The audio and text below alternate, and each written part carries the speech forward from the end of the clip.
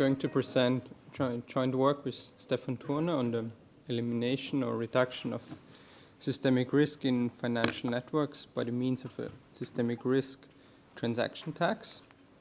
So as we see, there are three types of risk. There's economic risk, the risk that investment in a business idea doesn't pay off. There's credit default risk, the risk that you don't get back what you have lent. And there's systemic risk, and the way we see it is the risk of cascading failure in financial networks, the risk that a significant fraction of financial networks defaults or stops functioning. This is, of course, not the same as credit default risk, and banks obviously care about credit default risk, but it's not obvious why banks should have an incentive to manage systemic risk. So we believe it should be the role of regulator or government to create an incentive in order that banks manage systemic risk. But before we can manage systemic risk, we need a way to quantify systemic risk. So what we wanted is to assign a value for systemic risk for every institution or even every single transaction. In a sense, Google faced a similar problem. They needed a value for the importance of web pages, and this is of course given by the PageRank metric, as probably most of you know. And this is simply, this metric simply gives you or says you that if a page is important, if many other important pages point to it. And for the quantification of systemic risk, we use TETRank, developed by Stefan and his group, sitting next to me. I won't go into details, but the important thing about TETRank is that it quantifies systemic relevance of a node in a financial network by an economically meaningful number. This is very important. This is a newer version of the Austrian banking network that Diego showed you before. This is from 2009. And I hope you can see the nice core periphery structure. And in the middle you see the most systemically important banks, here colored by TETRank, so red means they're important for the system, green means they're not, and the size here is simply according to total assets of the banks. This is what we call the systemic risk profile. These are the 20 largest banks in Austria. Here the banks are ordered from left to right according to systemic importance. Here, bank number 1, 80% means that the bankruptcy of this bank can destroy up to 80% of the economic value of the Austrian financial system. This is the systemic risk profile for Mexico as a comparison. This we did in a joint work with researchers from the Mexican Central Bank. You can see the most systemically important bank in Mexico can only affect around 35% of economic value of the Mexican financial system, which means the Mexican financial system appears to be much safer in our analysis. We are not only interested in just systemic importance of institutions. What really interests us is to have a notion of an expected loss due to systemic risk. I will not go into details here. Basically, what we do here is we multiply the probability of default of an institution with the TETRank, which gives you an expected loss that can be measured, for instance, in euros per year. This shows a time series of the expected loss due to systemic risk. I hope you can read this. This can also be used as an index when you calculate it for banking system or financial system of a country. Here in this time series, I compare the expected loss with the VIX and CDS spreads of Mexican treasury bonds. And here the VIX is scaled in order to match the expected loss in 2007. You can see many important features of the crisis. I hope you can see them.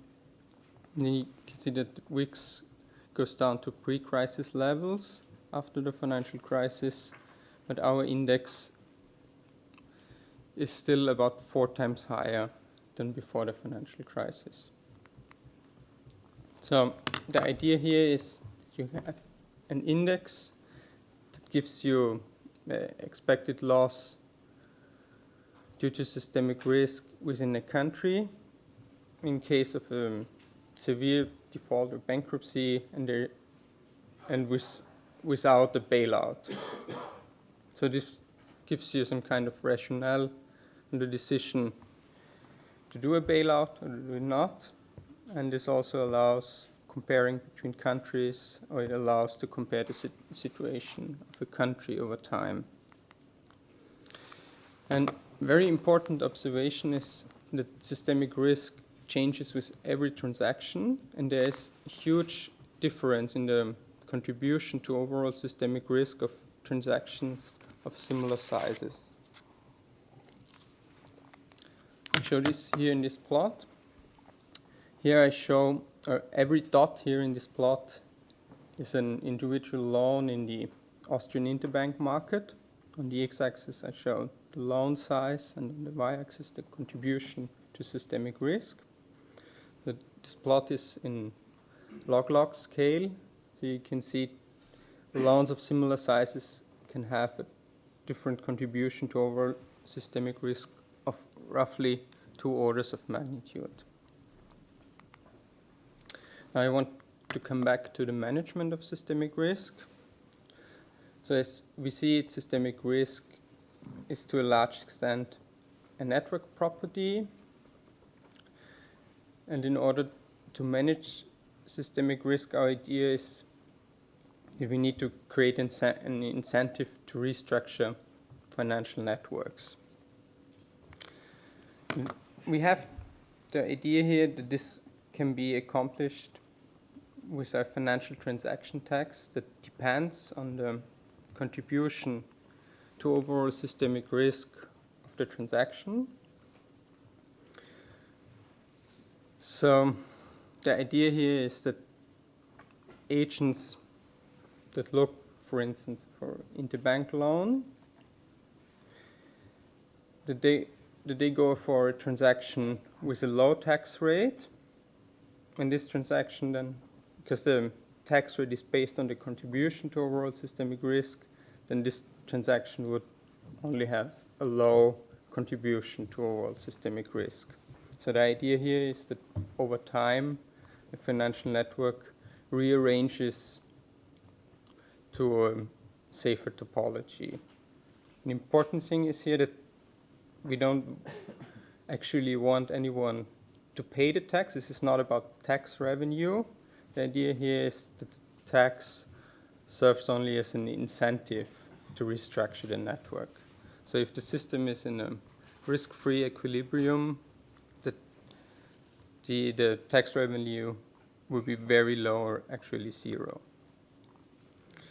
Because we want to see if this idea can really rearrange financial networks over time. We tried to test this idea with an agent-based model.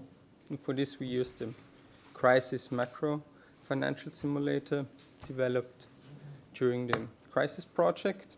This is an agent-based model with multiple banks, firms, and households. Stock flow consistent. I don't have the time to go into details here. With this model, we compared 3 different themes. We had no systemic risk management, the systemic risk tax, as I described it, and as a comparison, a Tobin-like tax. With my last minutes of my talk, I'm going to show you some model results. So here on the left, you see again as a comparison the systemic risk profile for Austria, and on the right, model results. So in red, I show here the case without systemic risk management. This looks relatively close to reality. In blue, as I show the case with the Tobin tax, we have a slight reduction of systemic risk. And in green, I show the systemic risk tax. Here we have a substantial reduction of systemic risk, and I hope you can see that systemic risk is distributed more evenly throughout the banking system. Here, I show you the distribution of losses to banks throughout many independent simulations. Here you can see in red where we have no systemic risk management, and in blue with the Tobin tax you can clearly see a fat tail, and this completely goes away with the restructured financial network. And the question is, how does this work? The answer is that with the restructured financial network, with the incentive from the tax, cascading failure in this financial network is no longer possible. And here I show the transaction volume in the interbank market. We use this as a proxy for efficiency in the model, and it's possible to have the systemic risk tax without really an effect on the efficiency of the system. And as a comparison with the Tobin tax, you can see that this Tobin tax reduces efficiency. Here I show as a comparison Basel III. These are results from an ongoing project where we tried to implement Basel III capital surcharges and the Basel III indicator approach for globally systemically important banks with the same agent-based model. And what we learned from this study, or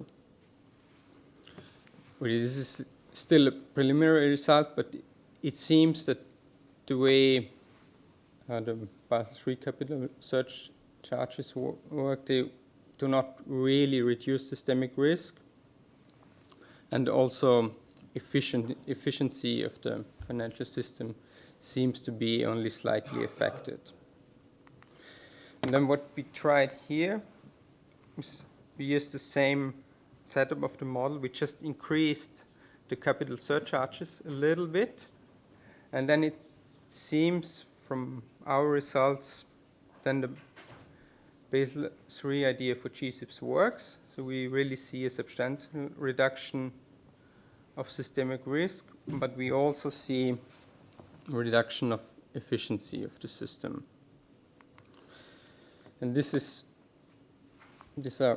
one of my last slides. This is actually the work with my colleagues from the Mexican Central Bank that you mentioned before. So what we tried here is everything I showed you so far was just for one network layer. For instance, for the interbank market with deposit and loans. What we tried here was the fantastic data that the Mexicans have collected. We tried to extend all these ideas to a financial multiplex network. So specifically, we extended the ideas to derivative network of cross holdings, foreign exchange exposures, and the network of deposit and loans. So the message here is that these ideas also work with a multiplex network. And this is my last figure that I want to show you. This is again the systemic risk profile for Mexico, but this time I show it for all the different network layers. So to wrap up, a few conclusions. So as we see it, systemic risk is to a large extent a network property that is endogenously created. It can be measured for every institution and even every single transaction. And at least in simulations, it can be eliminated or reduced by incentive in form of a financial transaction tax that restructures financial networks. Important here is the tax should not be paid. We actually want banks to evade the tax to have the maximum effect. And as we learned from the other project that I showed you, Basel III as planned would not substantially reduce systemic risk, only with higher additional capital requirements we saw a substantial effect on systemic risk. Systemic risk requires a multiplex framework to capture all different layers of financial networks, and our concept of expected loss due to systemic risk can be used as an index to compare countries and to compare situations over time. I want to close my talk with the statement that we believe, at least from a technical perspective, systemic risk-dependent financial transaction tax is feasible. Before I close, I want to acknowledge my co-workers for these works, Peter, Serafin, Jose Luis, and Marco. Thank you.